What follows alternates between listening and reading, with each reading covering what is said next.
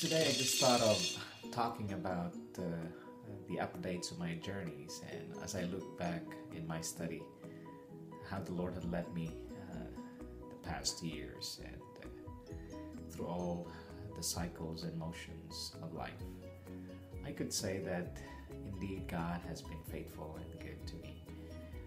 You may not believe it, but it's true. The Lord is has a hand in where I am today. And there have been people who had left the faith because of some reasons only known in their hearts. But I decided not to leave God because I don't want to have an empty space in my heart without God as my hope and His word for me that He will make things right. I believe that, and that's the faith that I carry with